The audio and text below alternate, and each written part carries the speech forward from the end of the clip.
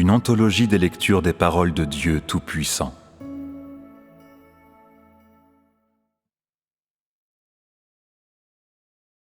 L'œuvre de Dieu, le tempérament de Dieu et Dieu lui-même. 3.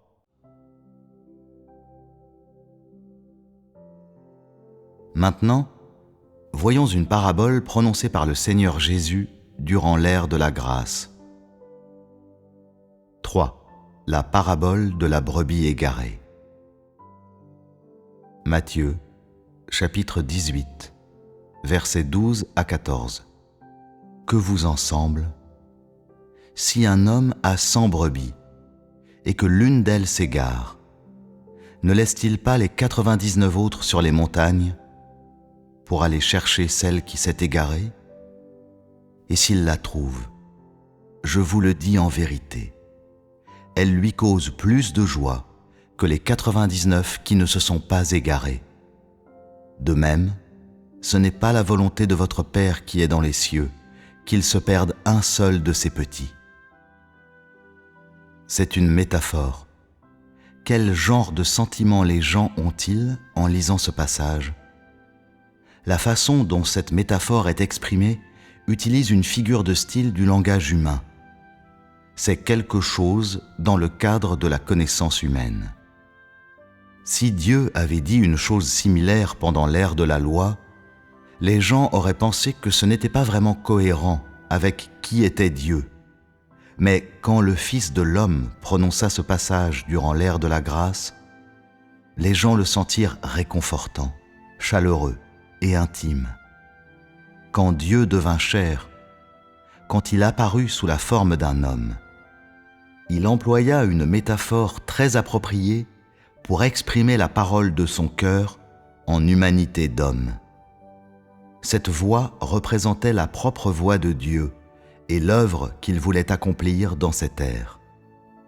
Elle représentait aussi une attitude que Dieu avait vis-à-vis des gens durant l'ère de la grâce.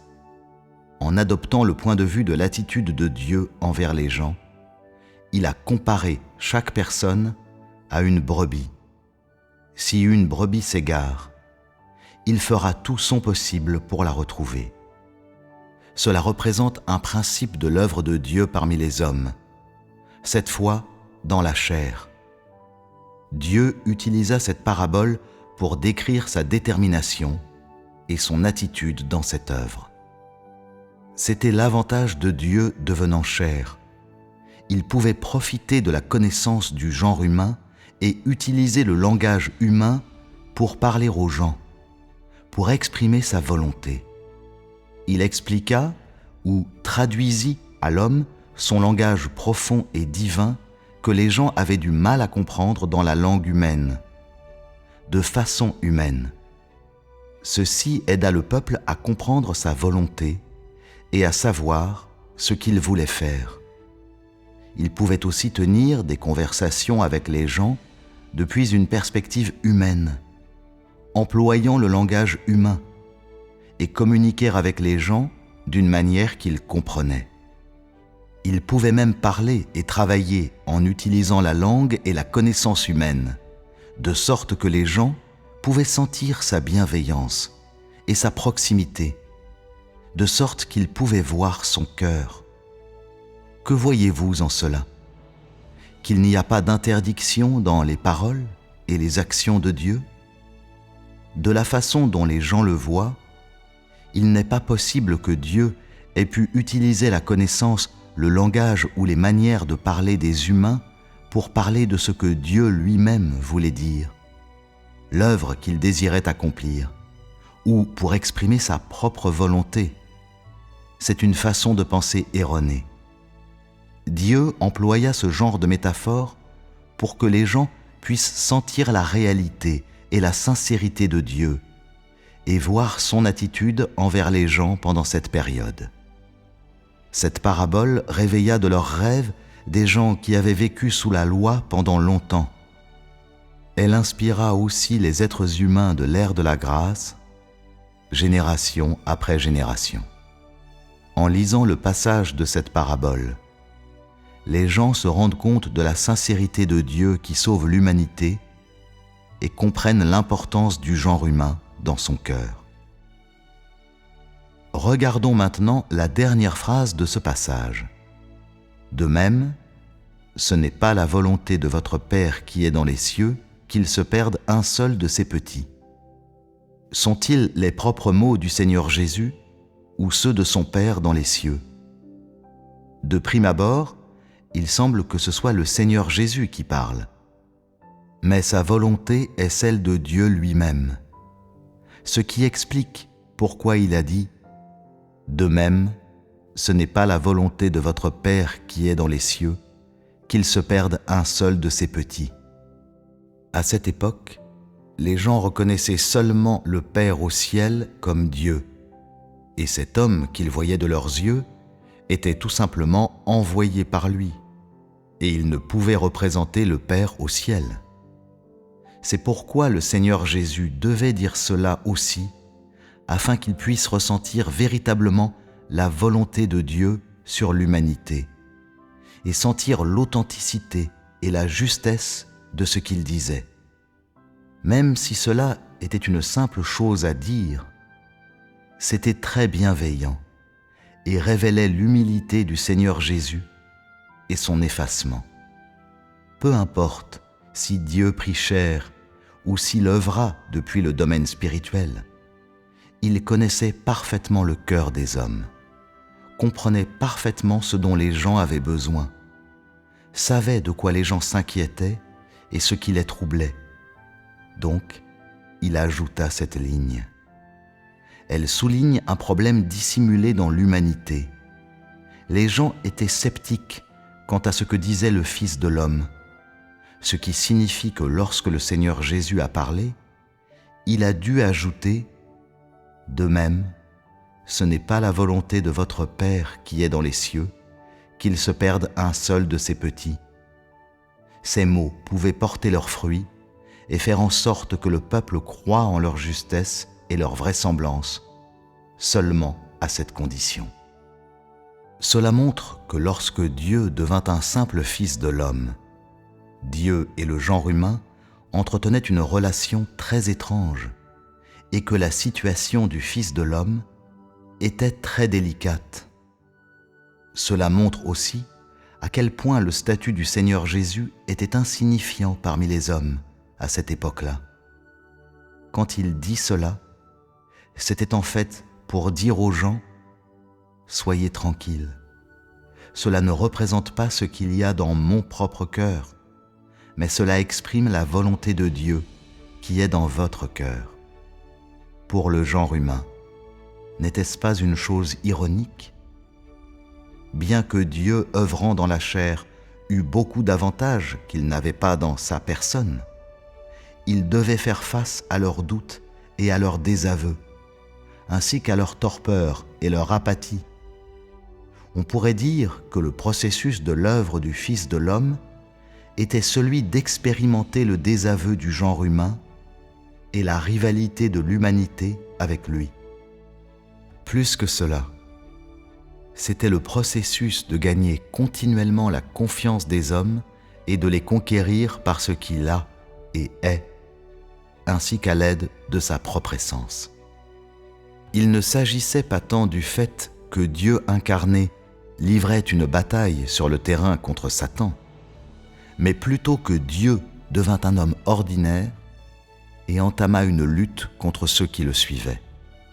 Dans cette lutte, le Fils de l'homme accomplissait son œuvre avec son humilité, avec ce qu'il a et est, avec son amour et sa sagesse.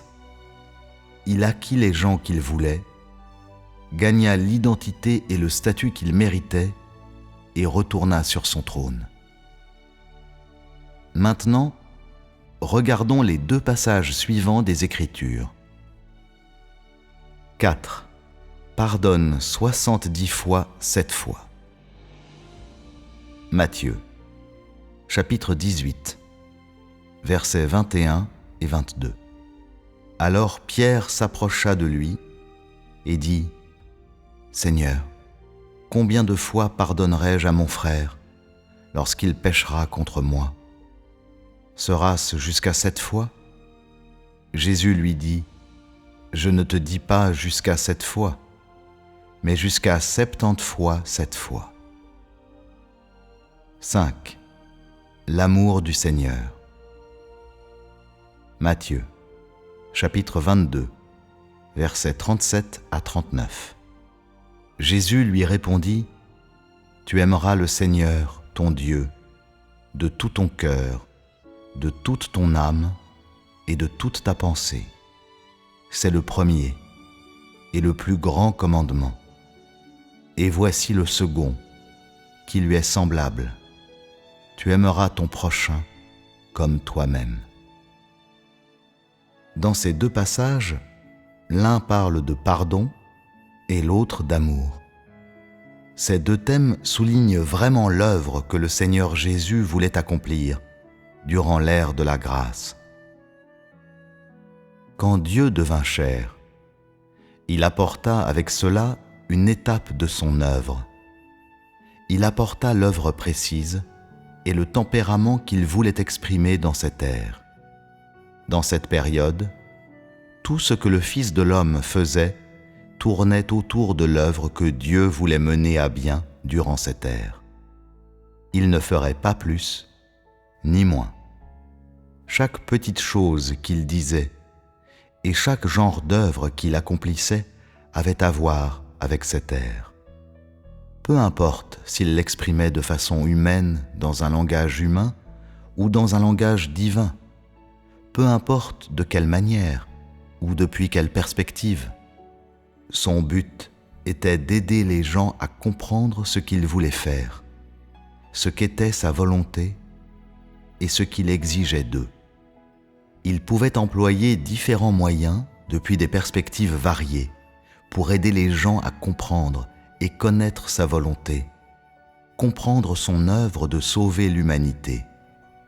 Donc, durant l'ère de la grâce, nous voyons le Seigneur Jésus employer fréquemment le langage humain pour exprimer ce qu'il voulait communiquer à l'humanité. Encore plus, nous l'observons selon la perspective d'un guide ordinaire parlant aux gens, répondant à leurs besoins, les aidant avec leurs demandes. Cette façon d'œuvrer ne se voyait pas durant l'ère de la loi, qui est antérieure à l'ère de la grâce. Il devint plus proche et plus compatissant avec les hommes, et développa davantage sa capacité à obtenir des résultats pratiques, à la fois dans la forme et dans la manière. L'expression de pardonner aux gens 70 fois 7 fois clarifie vraiment ce point. L'objectif exprimé par le nombre dans cette expression est de permettre aux gens de comprendre l'intention du Seigneur Jésus au moment où il a dit cela. Son intention était que les personnes devraient pardonner aux autres non pas 1 ou 2 fois, et pas même 7 fois, mais 70 fois 7 fois. Mais quelle sorte d'idée est-ce, ce 70 fois 7 fois? C'est pour apprendre aux gens à endosser pleinement la responsabilité du pardon, quelque chose qu'ils doivent apprendre et une voie qu'ils doivent garder. Même si ce n'était qu'une expression, elle avait un rôle crucial. Elle aidait les gens à apprécier ce qu'ils voulaient dire et à trouver les bons modes de pratique, les principes et les règles de pratique.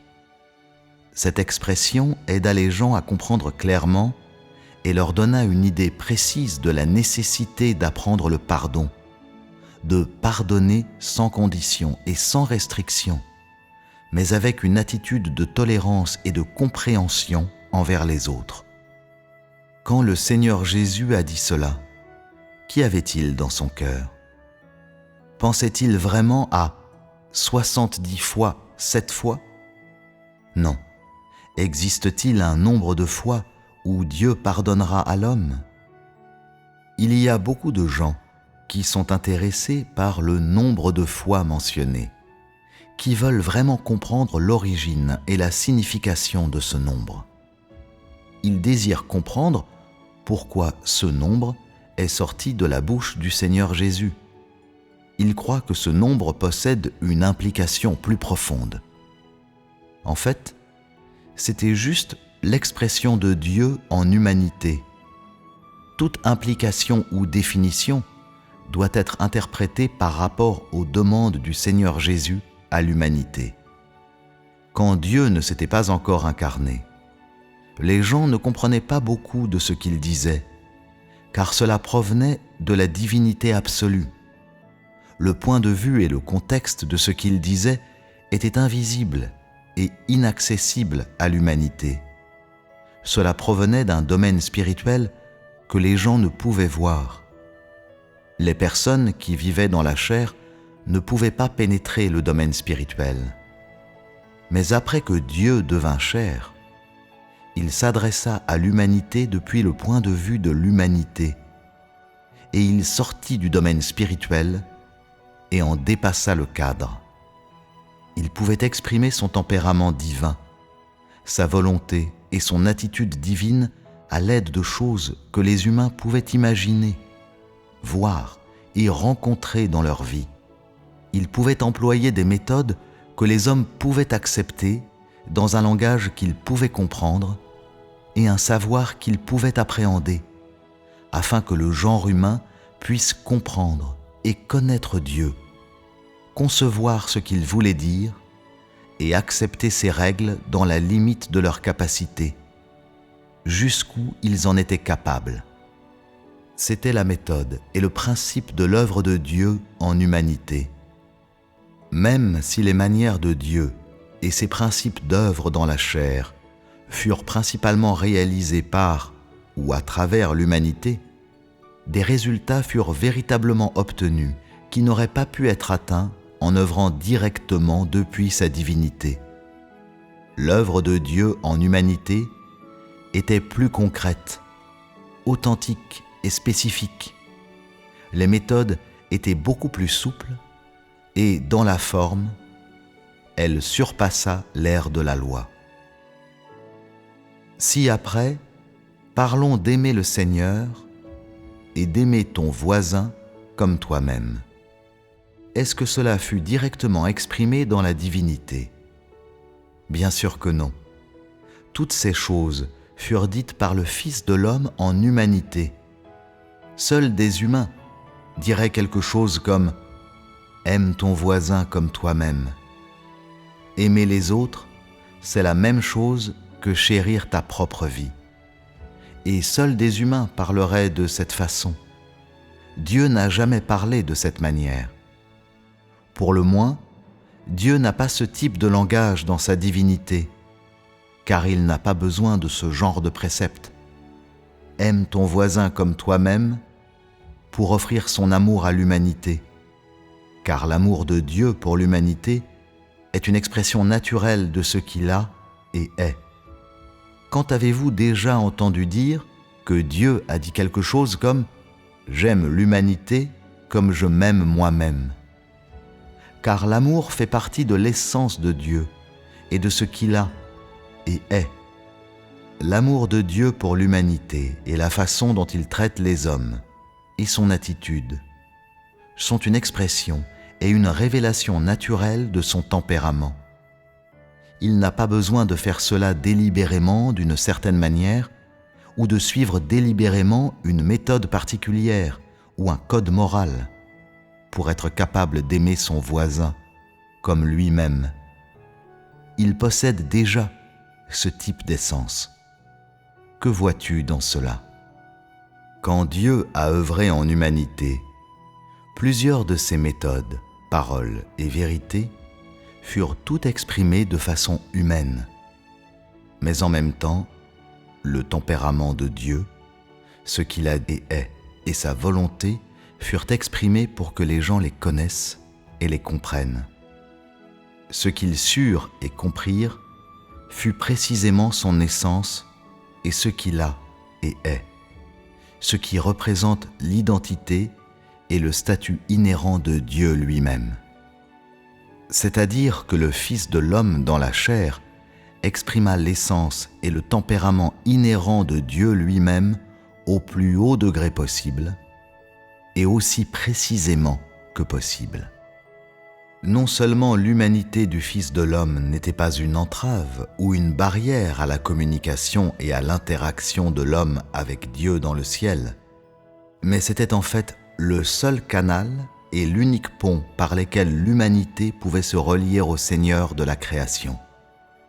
À ce stade, ne sentez-vous pas qu'il y a beaucoup de similitudes entre la nature et les méthodes de l'œuvre réalisée par le Seigneur Jésus durant l'ère de la grâce et l'étape actuelle de l'œuvre? Cette étape actuelle de l'œuvre emploie aussi beaucoup le langage humain pour exprimer le tempérament de Dieu, et elle utilise beaucoup le langage et les méthodes des hommes dans leur vie quotidienne, ainsi que le savoir humain, pour exprimer la propre volonté de Dieu. Une fois que Dieu est devenu chair, peu importe qu'il parle d'un point de vue humain ou divin, beaucoup de son langage et de ses méthodes d'expression passent tous par le canal du langage et des méthodes des hommes.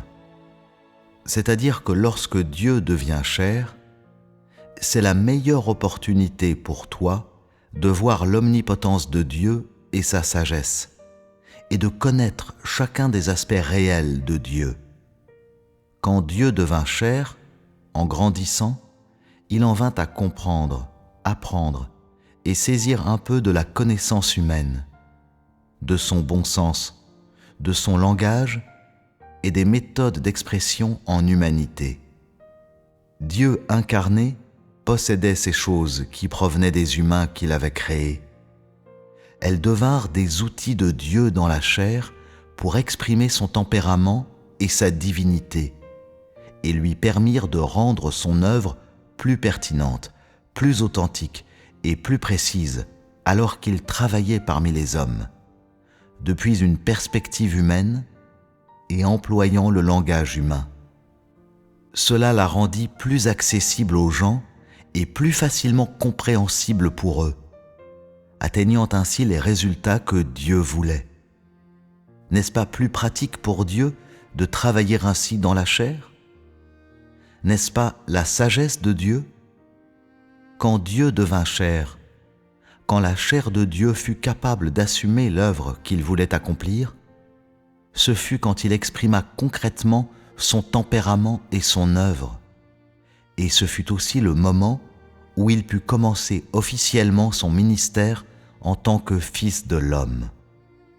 Cela signifiait qu'il n'y avait plus un gouffre entre Dieu et l'homme, que Dieu cesserait bientôt son œuvre de communiquer par des messagers, et que Dieu lui-même pourrait exprimer personnellement dans la chair toutes les paroles et l'œuvre qu'il voulait.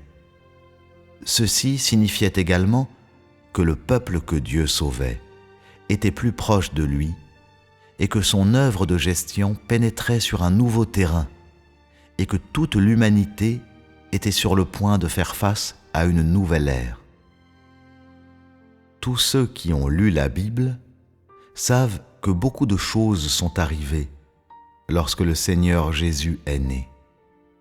La plus importante d'entre elles fut d'être pourchassé par le diable, même au point où tous les enfants de 2 ans et moins de cette région furent massacrés. Il est évident que Dieu assumait un grand risque en devenant chair parmi les humains.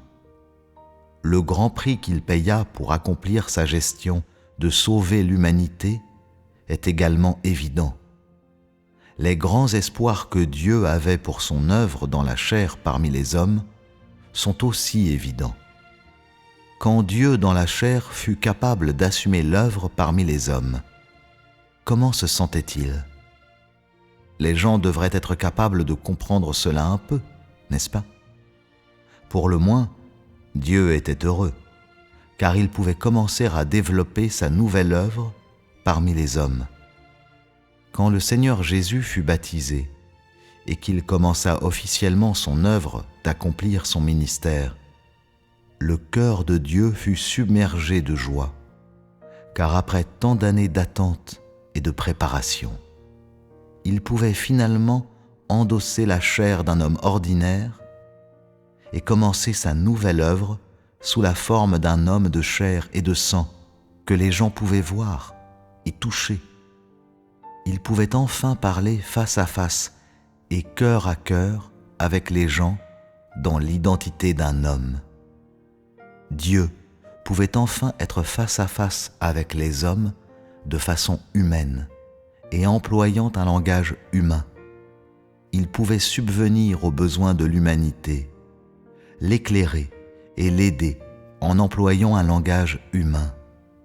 Il pouvait manger à la même table et vivre dans le même espace qu'eux. Il pouvait aussi voir les êtres humains, voir les choses et tout voir à la manière des hommes et même à travers leurs propres yeux. Pour Dieu, c'était déjà la première victoire de son œuvre dans la chair. On pourrait dire aussi qu'il s'agissait de l'accomplissement d'une grande œuvre. Cela, bien sûr, était le plus grand bonheur de Dieu. Dès lors, Dieu sentit pour la première fois une sorte de réconfort dans son œuvre parmi les hommes. Tous ces événements étaient si concrets et si naturels, et le réconfort que Dieu éprouvait était si authentique. Pour l'humanité, chaque fois qu'une nouvelle étape de l'œuvre de Dieu est accomplie, et chaque fois que Dieu se sent satisfait, c'est lorsque l'humanité peut se rapprocher plus de Dieu et lorsque les gens peuvent se rapprocher davantage du salut. Pour Dieu, il s'agit aussi du lancement de sa nouvelle œuvre, lorsque son plan de gestion progresse d'une étape, et plus encore, quand sa volonté se rapproche d'un accomplissement total. Pour les hommes, la venue d'une telle opportunité est une chance et une très bonne chose. Pour tous ceux qui attendent le salut de Dieu, il s'agit d'une nouvelle capitale. Quand Dieu réalise une nouvelle phase de son œuvre, alors il se trouve à un nouveau commencement. Et lorsque cette nouvelle œuvre et ce nouveau commencement sont lancés au milieu de l'humanité et lui sont présentés, c'est lorsque le résultat de cette phase de l'œuvre a déjà été déterminé et a été atteint. Et Dieu a déjà perçu ses effets et ses fruits définitifs. C'est aussi lorsque Dieu est satisfait de ses effets que son cœur est joyeux, bien sûr. Car aux yeux de Dieu, il a déjà vu et choisi les hommes qu'il recherche. Il a déjà gagné ce groupe, un groupe capable de faire de son œuvre un succès et de le satisfaire. Dieu se sent réconforté, il met de côté ses inquiétudes et se sent heureux. En d'autres mots, quand Dieu dans la chair est capable d'entreprendre une nouvelle œuvre parmi les hommes, et qu'il commence à faire l'œuvre dont il a la charge sans obstacle, qu'il sent que tout a été accompli, il a déjà vu la fin. Et à cause de cette fin, il est content et son cœur est joyeux. Comment s'exprime le bonheur de Dieu? Pouvez-vous imaginer cela? Dieu va-t-il pleurer? Dieu peut-il pleurer? Dieu peut-il taper des mains? Dieu peut-il danser? Dieu peut-il chanter? Que serait ce chant? Bien sûr que Dieu pourrait chanter un beau chant émouvant, un chant qui pourrait exprimer la joie et le bonheur de son cœur. Il pourrait le chanter pour l'humanité, le chanter pour lui-même et pour toutes les choses. Le bonheur de Dieu peut s'exprimer de n'importe quelle façon. Tout cela est normal, car Dieu éprouve des joies et des peines. Ses sentiments variés peuvent être exprimés de différentes manières. C'est son droit et la chose la plus normale. Vous ne devriez pas vous en faire, et vous ne devriez pas projeter vos propres inhibitions sur Dieu, lui disant qu'il ne devrait pas faire ceci ou cela, qu'il ne devrait pas agir de cette manière ou de cette autre, pour limiter sa joie ou tout autre sentiment qu'il a. Dans le cœur des gens, Dieu ne peut être heureux, il ne peut verser de larmes, il ne peut pas pleurer, il ne peut exprimer aucune émotion. Par nos 2 dernières communications, je crois que vous ne verrez plus Dieu de cette façon, mais que vous permettrez à Dieu d'avoir un peu de liberté et de relâchement. C'est une très bonne chose. Dans l'avenir, si vous êtes capable de ressentir vraiment la tristesse de Dieu quand vous apprenez qu'il est triste, si vous êtes capable de ressentir vraiment la joie de Dieu quand vous apprenez qu'il est joyeux, au moins vous serez capable de savoir et de comprendre clairement ce qui rend Dieu heureux et ce qui le rend triste. Quand tu es capable d'éprouver de la tristesse, car Dieu est triste, et d'être heureux, car Dieu est heureux, il aura pleinement gagné ton cœur, et il n'y aura plus de barrière entre toi et lui. Tu n'essaieras plus de limiter Dieu par une imagination, des conceptions et une connaissance humaine. À ce moment-là, Dieu sera vivant et vif dans ton cœur. Il sera le Dieu de ta vie et le maître de tout ce que tu es. Avez-vous ce genre d'aspiration? Avez-vous confiance de pouvoir atteindre cela?